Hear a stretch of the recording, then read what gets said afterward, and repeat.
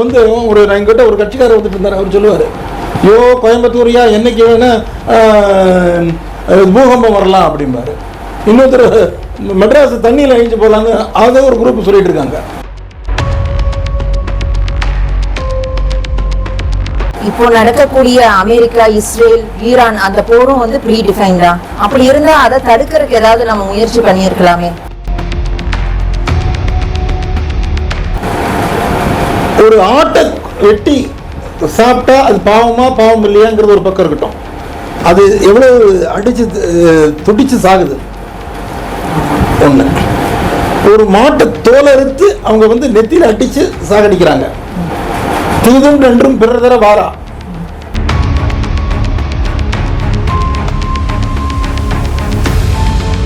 இது இன்னொரு ரியாக்ஷன் வந்ததுக்கு அப்புறம் தான் இது கிளியர் ஆகும் இல்லையா? ஒன்று வந்ததுன்னா இன்னொன்று இதுக்கு ஆப்போசிட்டாக வந்தால் தானே வரும். ஒரு விலங்கை வந்து நம்ம துடிக்க வச்சு நம்ம கொன்னு அந்த உணவை நம்ம சாப்பிட்றோம் அப்படின்னு நீங்க சொல்றீங்க. நீங்க சுத்த சைவமா இருக்கிறீங்க, அதனால நீங்க எந்த ஒரு விலங்கையும் வந்து துன்புறுத்தி நீங்க கொன்னு அதை சாப்பிட போறது இல்லை. ஆனா நாங்கெல்லாம் எப்படின்னா இது டோட்டலா எக்கோ சிஸ்டமே பாதிக்கப்படுது இல்லை சார். இப்போ ஒரு கருப்பாம்பூச்சியே ஒரு தவளை சாப்பிடுது, தவளையே பாம்பு சாப்பிடுது, பாம்பை வந்து கழுகு சாப்பிடுது. இதுதானே சார் நீதி? இப்படிதானே இருக்கணும். அந்த உயிர் துடிக்குது அப்படிங்கறக்காக இன்னொரு உயிர் வந்து பட்னியா இருக்கலாமா சார்? அது எக்கோ சிஸ்டமே பாதிக்கப்படுது இல்லையா சார்? நீங்க என்ன கேள்வி கேட்டீங்கம்மா? நீங்க கேட்ட கேள்வியாகக்கூடியது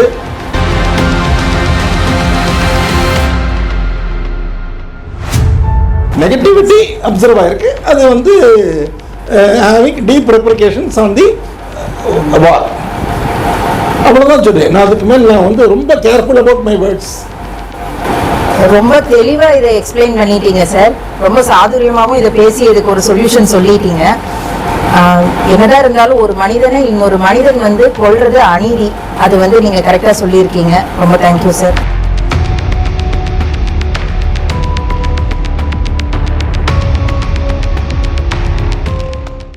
சாம்ரா டிவி நேயர்களுக்கு வணக்கம்.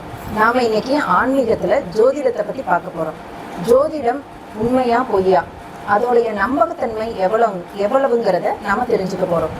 அதை பத்தி பேசுறதுக்காக நம்ம சேனலுக்கு இன்னைக்கு சிறப்பு விருந்தினரா திரு நாராயணன் அவர்கள் வந்திருக்காரு. வணக்கம் சார். வணக்கம்மா. வணக்கம் சாம்ராட் நேயர்களே. சார், வேதங்கள்லயே வந்து ஜோதிடத்தை பத்தி சொல்லியிருக்காங்கன்னு நீங்க சொன்னீங்க.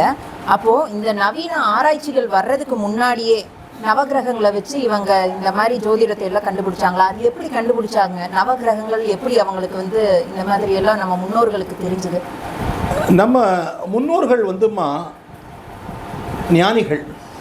ஞானிகள் மட்டுமல்ல, அவர்கள் அந்த கிரகத்தினுடைய தன்மை என்ன, இந்த 33 கோடி தேவர்களுக்கு உண்டான லட்சணங்கள் என்ன, அவர்களுடைய ஆயுதங்கள் என்ன, அவர்களுக்கு பிடித்த பொருள் என்ன, அவர்களுடைய போக்கு என்ன, மூலமந்திரம் என்ன, அது ரொம்ப முக்கியமான விஷயம். மூலமந்திரங்கள் என்ன? மூலமந்திரங்கிறது டெலிஃபோன் நம்பர் மாதிரி. இன்னைக்கு இந்த டக்குன்னு செல் அடித்தா அந்த நம்பர் வருது இல்லை, மூலமந்திரம் சொன்னால் அவங்க அந்த தேவதையை கொண்டு வந்துடுவாங்க அந்த காலத்தில். ஏன்னா அந்த காலத்தில் இந்த ராமருடைய ஜாதகத்தை அவங்க போட்டிருக்காங்க அப்படின்னு சொல்கிறாங்க.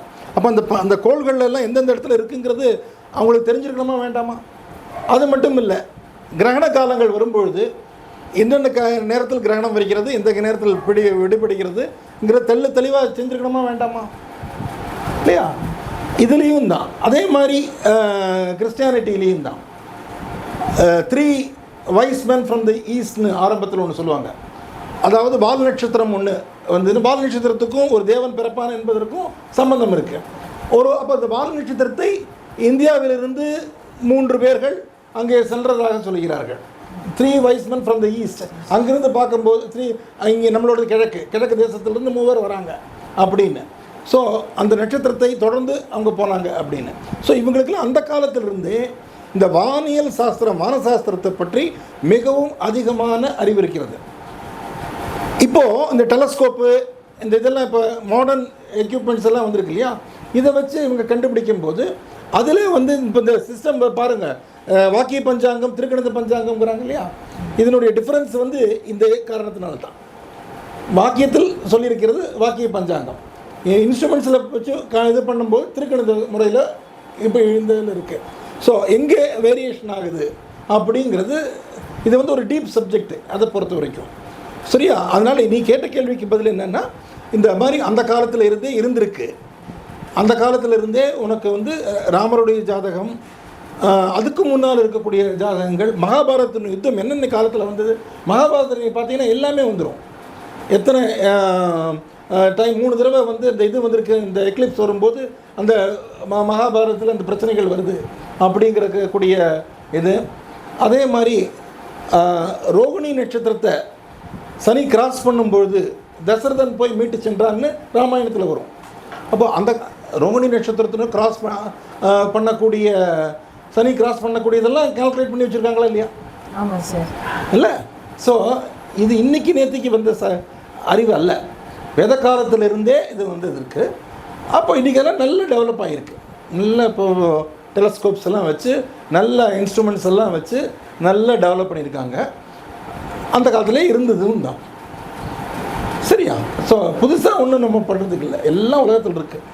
சார், பஞ்சாங்கம்னு சொல்கிறாங்கல்ல, பஞ்சாங்கம் முன்னாடியே எழுதப்பட்டு நமக்கு வருது இல்லையா? பஞ்சாங்கத்துக்கும் ஜோதிடத்துக்கும் என்ன ஒரு லிங்க் இருக்குது, அதை எக்ஸ்பிளைன் பண்ண முடியுமா சார்? பஞ்சாங்கம்ங்கிறது வந்துமா, இப்போ உனக்கு நீ வக்கீல் தானேம்மா? ஆமாம். சரி, இப்போ ஏஏஆர்னு படிக்கிறேன், எம்எல்ஜேன்னு பார்க்குறீங்க, இதெல்லாம் என்னென்ன கேசஸ் போயிருக்குங்கிறதெல்லாம் உங்களுக்கு அதில் வருதா இல்லையா? வருது சார். இல்லையா? இதை டோட்டலாக பார்க்கும்போது டைஜஸ்ட்னு வருது இருக்குது. அப்போ டைஜஸ்ட் நம்ம பார்க்குறோமா இல்லையா? ஸோ அந்த டைஜஸ்ட்டில் வச்சு தானே இந்த இத்தனை கேசஸ் நடந்திருக்கு, இந்த மாதிரி கொண்டு போகிறேன்னு நீங்கள் சொல்கிறீங்க. பஞ்சாங்கம்ங்கிறது அதே தான். 5 அங்கங்கள் பஞ்சாங்கம். திதி, நட்சத்திரம், வாரம், இதெல்லாம் அதில் வந்துடும். என்னென்ன கிரகங்கள் எந்தெந்த இது வழியாக சுற்றிட்டுருக்கு, எப்போ எந்தெந்த ஜோடியாக்கில் போயிட்டுருக்கு அப்படின்னு பார்க்கக்கூடியது தான். அது வந்து எழுத்து மூலியமாக, கணிதல் மூலியமாக எழுதிப்பட்டிருக்கிறது தான் இந்த பஞ்சாங்கம். வானியல் சாஸ்திரத்தினுடைய எந்தெந்த இடத்துல போயிட்டுருக்குங்கிறது தெளிவாக சொல்லிடுவாங்க. அதனுடைய ரெப்ளிகா அங்கே என்ன இப்போ நடந்துட்டுருக்குங்கிறத இங்கே இதில் பார்க்கலாம். அதே மாதிரி என்ன நட்சத்திரம், திதி என்ன திதி, என்ன வாரம், இது கரணம் என்ன, யோகம் என்ன, இது எல்லாமே அதில் வந்துடும். சரியா? அதனுடைய பேசிக் இது டைஜஸ்ட் மாதிரி. சரியா சார்? தீர்க்கதரிசின்னு சொல்கிறாங்களே சார், அப்படின்னா யார் அவங்க? நம்ம நாட்டில் இருக்காங்களா? அதை பற்றி சொல்லுங்கள் சார். நம்ம நாட்டில் தீர்க்கதரிசிகள் இருக்காங்களான்னு கேட்டால், நம்ம நாட்டு சித்தர்கள், நம்ம நாட்டு ரிஷிகள், நம்ம நாட்டில் இருக்கக்கூடிய மாபெரும் வல்லமைகள் எல்லாருமே தீர்க்கதரிசிகளாக தான் இருந்திருக்காங்க. சரியா? இந்த தீர்க்கதரிசிகளில் குறிப்பாக நமக்கு ஒரு புராணமே இருக்குமா, பவிஷ்ய புராணம்னு பேர். இந்த பவிஷ்ய புராணத்தில் என்னென்ன நடக்கும், எப்படி எப்படி நடக்கும் அப்படின்னு பூரா சொல்லியிருக்காங்க. இது எத்தனை பேர்த்துக்கு தெரியும்? பவிஷ்ய புராணம்னு ஒரு புராணம் இருக்குது, அது தீர்க்கதரிசி தான். இன்னைக்கு கணக்கில் ஃப்ரெஞ்சு நாஸ்ட்ரடாமஸை பற்றி எல்லாம் சொல்லிட்டு இருக்காங்க, பாபா வாங்காவை பற்றி சொல்லிட்டு இருக்காங்க. சரியா? அப்போது பாபா வாங்கா, நாஸ்ட்ரடாமஸ் இவங்க தான் தீர்க்கதரிசியா அப்படின்னு பார்க்க போச்சுன்னா, அவங்க மட்டுமல்ல, அவங்க அந்தந்த நாட்டில் இருக்கக்கூடியவங்க. நம்ம நாட்டில் எத்தனை பேர் எண்ணில் அடங்காத தீர்க்கதரிசிகள் இருந்திருக்காங்க. இந்த பிருகுநாடி என்னென்னைக்கு நடக்க போகிறது, என்னென்ன இது பண்ண போகிறதுங்கிறத பற்றியெல்லாம் இருக்குது. அது மட்டும் இல்லை, ஆந்திராக்காரங்களுக்கு தெரிஞ்சிருக்கும். ஆந்திராவில் குறிப்பிட்ட அந்த அந்த கர்னூல் டிஸ்ட்ரிக்ட் இருக்கு இல்லையா, அந்த டிஸ்ட்ரிக்டில் வீரபிரம்மம்னு ஒருத்தர். அந்த வீரபிரம்மம் என்ன பண்ணுறாரு, அவர் என்னெல்லாம் அந்த உலகத்தில் நடக்குமோ அத்தனையும் எழுதி வச்சுருக்காரு. அவர் எழுதி வச்சதெல்லாம் மக்கள் எடுத்து சொல்லுவதற்கு ஆளில் இன்றைக்கி அதை பற்றி இவங்க என்ன நாஸ்ட்ரடாமஸ் இது மட்டும்தான் சொல்லிட்டு இருக்காங்க. அது மட்டும் இல்லை, அகில திரட்டு அம்மானின்னு சொல்லிட்டு நம்ம இவங்க இருக்காங்க இல்லையா, திருநெல்வேலி சைடில் ஐயா வைகுண்டர்னு சொல்லி ஒரு குரூப், அவங்களுடைய இடத்துல இருக்குது அகில திரட்டு அம்மானின்னு. அது வருங்காலத்தை பற்றிலாம் அதில் சொல்லியிருக்கு. ஸோ அந்த மாதிரி எக்கச்சக்கமான புக்கு நம்மகிட்டே இருக்குது. என்னெல்லாம் நடக்க போகுது, என்னெல்லாம் இதாகுது, எப்படி இல்லைன்னு அதில் சொல்கிறாங்களே. அந்த இதில் வீரபிரம்மம் சொல்கிறதுல நிறைய, ஒரே நாளைக்கு 13 சிட்டிஸு மிசைலில் காலி ஆகிடும் அப்படிங்கிறாங்க. எல்லாம் சொன்னால் பயந்துருவாங்க. சரியா? இன்னும் என்னெல்லாமா சொல்கிறாங்க. இங்கே கோயம்புத்தூர்லேயே இருக்குது நிறைய இதெல்லாம் சொல்லுவாங்க. இங்கே வந்து நான் எங்கிட்ட ஒரு கட்சிக்காரர் வந்துட்டு இருந்தார். அவர் சொல்லுவார், யோ கோயம்புத்தூரியா என்னைக்கு வேணால் பூகம்பம் வரலாம் அப்படிம்பாரு. இன்னொருத்தர் மெட்ராஸ் தண்ணியில் அழிஞ்சு போகலான்னு அதை ஒரு குரூப் சொல்லிகிட்டு இருக்காங்க. இதெல்லாம் எந்த அளவுக்கு உண்மைன்னு தெரியல. பட் ஏதோ ஒரு உண்மை இருக்கு போய் தான் இதெல்லாம் சொல்கிறாங்க. சரியா? இதெல்லாம் ஒரு பக்கம் இருந்தாலும் நம்ம சொல்லக்கூடிய அந்த பவிஷ்ய புராணமானதும் இந்த அகில திரட்டு அம்மானை, இந்த வீரபிரம்மத்தினுடைய படைப்புகள், இது எல்லாம் நம்ம நாட்டினுடைய தீர்க்க தரிசனத்தினுடைய சம்மந்தப்பட்டது. சார், ஜாதகம் ஜோதிடம் எல்லாமே ப்ரீ டிஃபைன்டுன்னு சொன்னீங்க. அப்போனா இப்போ நடக்கக்கூடிய அமெரிக்கா, இஸ்ரேல், ஈரான் அந்த போரும் வந்து ப்ரீ டிஃபைன்டா? அப்படி இருந்தால் அதை தடுக்கிறதுக்கு ஏதாவது நம்ம முயற்சி பண்ணியிருக்கலாமே. அதுக்கு ஏதாவது பரிகாரம் இருக்கா? சரி, நல்ல கேள்வி. இந்த கேள்விக்கு வந்து நான் வேற ஒரு ரூட்லேருந்து வந்து தான் இது வரணும். சரியா? ஒரு ஆட்டை வெட்டி சாப்பிட்டா அது பாவம் இல்லையாங்கிறது ஒரு பக்கம் இருக்கட்டும். அது எவ்வளோ அடித்து துடித்து சாகுது ஒன்று. ஒரு மாட்டை தோலை அறுத்து அவங்க வந்து நெத்தியில் அடித்து சாகடிக்கிறாங்க. எப்படி அதனுடைய வலி தாங்கி கொண்டது இருக்குது. இது ஆடு மாடுல சொல்கிறேன். இதே மாதிரி ஒட்டகத்துக்கு இது பண்ணிகிட்டு இருக்காங்க இல்லையா? இதே மாதிரி பல ஜீவராசிகள் என்ன பண்ணுறதுன்னே தெரியாமல் அவங்க உயிரெடுக்கக்கூடிய சித்திரவதைப்படுத்தி எடுத்துகிட்டு இருக்காங்க. தீதும் நன்றும் பிறர் தர வாரா நம்மளுடைய கணக்குப்படி. அப்போது இந்த சித்திரவதையாகக்கூடிய ஒவ்வொரு இன்ச்சும் இது இன்னொரு ரியாக்ஷன் வந்ததுக்கப்புறம் தான் இது கிளியர் ஆகும் இல்லையா? ஒன்று வந்ததுன்னா இன்னொன்று இதுக்கு ஆப்போசிட்டாக வந்தால் தானே வரும். அப்போது இத்தனை கோழிகள், எத்தனை ஆடுகள், எத்தனை மாடுகள், எத்தனை ஜீவராசிகள், எத்தனை மீன்கள், எத்தனை கஷ்டப்பட்டு செத்து போயிட்டுருக்கு இல்லையா? இன்னும் மரத்துக்கு உயிர் இருந்ததுன்னா நம்ம செய்கிறதும் வெஜிடேரியன் செய்கிறதும் தவறு தான் அப்படி பார்த்தா. ஸோ ஒரு ஜீவராசி அழியிறது அல்லது இதுன்னு வரும்பொழுது இவ்வளோ கஷ்டத்தில் அது அனுபவிக்கிறது இல்லையா? அதனுடைய தாக்கம் எங்கே போய் நிற்கும்? இதிலெல்லாம் இதனுடைய தாக்கம் எங்கேம்மா போய் நிற்கும்? தீதும் நன்றும் பிறர். அதான். அப்போது இவங்களுடைய சிந்தனையில் போய் நின்று அந்த சிந்தனையாகப்பட்டது ஒரு எதிரியாக அவனை பாவித்து அவன் வந்து இது இப்படி பண்ணுறான் அப்படி பண்ணுறான்னு சொல்லிட்டு அவனை தாக்கி அவனை அழிக்கிறாங்களாம். அவனும் இவனை அழிவான்ல. ஆனால் இதை தாண்ட நம்ம சொன்னோம், வசுதேவ குடும்பம்னு சொன்னோம். உலகமே ஒரே ஒரு யூனிட்டு, எல்லாரும் நல்லா இருங்கன்னு கேட்க மாட்டேங்கிறாங்க. ஒரு ஜீவராசிக்கு தொல்ல வேண்டாம், என்ன யாரையும் வதைப்பட வேண்டாம் அப்படின்னு சொல்லி பார்த்தோம். அதையும் கேட்க மாட்டேங்கிறாங்களே இல்லையா? ஸோ இது வந்து ஒரு காலத்தினுடைய கட்டாயம். ஒவ்வொரு இதுவும் அழிவை நோக்கி சென்று கொண்டிருக்கிறார்கள் இல்லையா? அப்போது இவங்களுடைய சிந்தனையில் போய் இந்த மாதிரி நெகட்டிவிட்டி எல்லாம் ரெண்டு தான் இருக்குமா, பாசிட்டிவிட்டி நெகட்டிவிட்டி. இந்த நெகட்டிவிட்டி எல்லாம் அப்படியே கான்சன்ட்ரேட் ஆகி இந்த மாதிரி ஒரு யுத்தங்கள்லேயும் அழிவுகள்லேயும் தன்னைத்தானே அழிச்சுக்கிட்டு கடைசியில் என்ன மிஞ்சும்? ஒன்றுமே மிஞ்சாது இல்லையா? இதுக்கு எப்படி பிராயச்சித்தம் பண்ணுறது? ஒரு தவறு செஞ்சால் அந்த தவறை நம்ம உணர்ந்து பிராயச்சித்தம் பண்ணலாம். தவறு செஞ்சுக்கிட்டே இருக்கும்போது அது வேற ஒரு போக்கெடுத்த வழியாக தானே வரும்.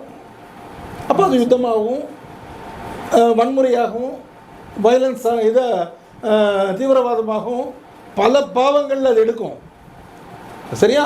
இப்போ பணக்காரன் ஆகிட்டே இருக்கான், ஏழைகளுக்கு ஒன்றுமே தர மாட்டேங்கிறான் இல்லை? யுத்தத்துக்கு 1000 கோடி 10,000 கோடின்னு செலவு பண்ணுறான். இங்கே பச்சை குழந்தை பால் இல்லாமல் தவிச்சிட்டு இருக்கு இல்லை? அப்போ இவங்க முதல்ல மனிதாபிமானமே இல்லையம்மா இவங்களுக்கு இல்லை? அந்த மனிதாபிமானம் ஒரு சின்ன ஒரு ஹியூமன் பீயிங்ஸ் வாழக்கூடியதுக்கு என்னெல்லாம் அத்தியாவசியம் அதெல்லாம் செஞ்சு அதுக்கப்புறம் தான் நம்ம இந்த யுத்தத்துக்கும் இதுக்கும் செலவழிப்போம் அப்படின்னா பரவாயில்ல. அப்போ அந்த அடிப்படை மனிதாபிமானமே இல்லாமல் போயிட்டு இருக்கும்போது நம்ம என்னத்தை சொல்கிறது? ஒன்று. ரெண்டாவது, கலியுகம் இது. அது அப்படித்தான் பாவங்களும் தோஷங்களும் மல்டிப்ளை ஆகிட்டுருக்கும். அதை தான் அவன் டூம்ஸ்டேங்கிறான். என்ன கஜால்னு ஒருத்தர் வருவாங்க அப்படின்னு சொல்கிறாங்க அவங்க இதில். ஜீசஸ் ஒன்ஸ் அகெயின் வருவாங்க அப்படிங்கிறாங்க கிறிஸ்டியன் இதில். நம்மளும் கல்கி வருவாங்கன்னு சொல்லிகிட்ருக்கோம். இந்த மாதிரி ஒரு தேவதூதர்கள் வந்து அதை காப்பாற்றுவார்கள்ங்கிற ஒரு நம்பிக்கை. பட் இந்த மாதிரி நம்ம தவறுகள் செய்கிறது நம்ம இடத்துல தான் இருக்குது. எப்படி பார்த்தாலும் நீங்க சொன்னது சரிதான் சார். மனிதாபிமானமே உலகத்துல இல்லாம போயிருச்சு.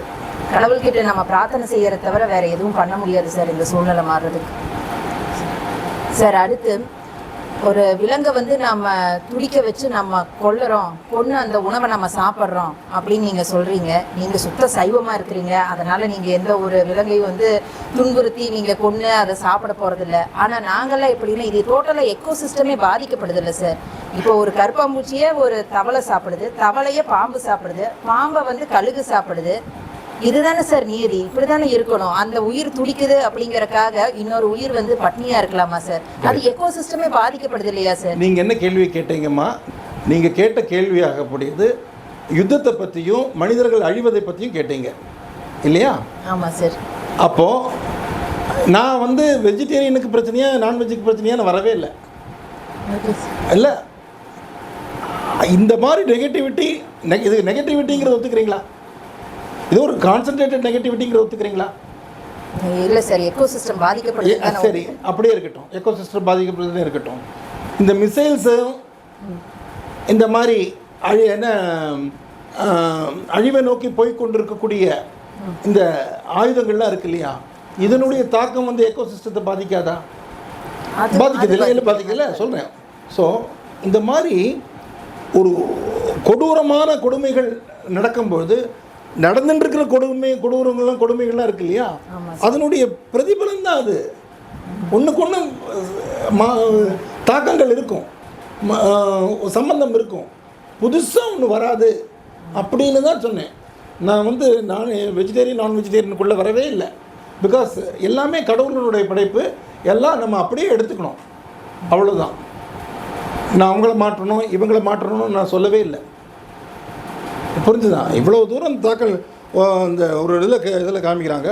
ஒரு ஷேக்கு வந்து அந்த ஒட்டகத்தை வெட்டி சாப்பிட்றாங்கன்னு இருக்கும்போது அதுக்கு ஒன்றுமே இல்லாமல் ஒரு ஒட்டகம் இருக்குது இல்லையா? அப்போது அது எவ்வளோ துடிக்கும். இந்த மாதிரி தானே ஒன்று. அப்போது நமக்குன்னு வரும்போது மட்டும் அந்த படத்தில் சொல்கிற மாதிரி தக்காளி சட்னி அதுக்கு வந்து ரத்தமானு கேட்குறாங்கல்ல, அந்த மாதிரி இருக்கக்கூடாது இல்லையா? நெகட்டிவிட்டி அப்சர்வ் ஆகிருக்கு. அது வந்து ஹேவிங் டீப் ரெப்ரிகேஷன்ஸ் ஆன் தி வார், அவ்வளோதான் சொல்கிறேன். நான் அதுக்கு மேலே நான் வந்து ரொம்ப கேர்ஃபுல் அபவுட் மை வேர்ட்ஸ். ரொம்ப தெளிவாக இதை எக்ஸ்பிளைன் பண்ணிட்டீங்க சார். ரொம்ப சாதுரியமாகவும் இதை பேசி இதுக்கு ஒரு சொல்யூஷன் சொல்லிட்டீங்க. என்னதான் இருந்தாலும் ஒரு மனிதனை இன்னொரு மனிதன் வந்து கொல்றது அநீதி, அது வந்து நீங்கள் கரெக்டாக சொல்லியிருக்கீங்க. ரொம்ப தேங்க்யூ சார். அதை வந்து சரி செய்யறதுக்கு என்ன இதுவோ உலக நாடுகள் எல்லாரும் ஒத்துமையாக இருக்கணும்னு சொல்லி நம்ம வேண்டிக்கலாம் சார். வேறு எதுவும் நம்மளால பண்ண முடியாது சார். ஒரு ஜோதிடர் வந்து ஜாதகத்தை பார்த்துட்டு இவருக்கு நீண்ட ஆயுள் இருக்கு, இவர் 80 வருஷம் வரைக்கும் வாழ்வார், 90 வருஷம் வரைக்கும் வாழ்வார் அப்படின்லாம் பார்த்து சொல்கிறாங்க. அப்படி இருக்கும்போது திடீர்னு ஒரு விபத்து நடந்து ஒரு அகால மரணம் அடைகிறாங்க, திடீர்னு வந்து ஒரு தற்கொலை பண்ணிக்கிறாங்க.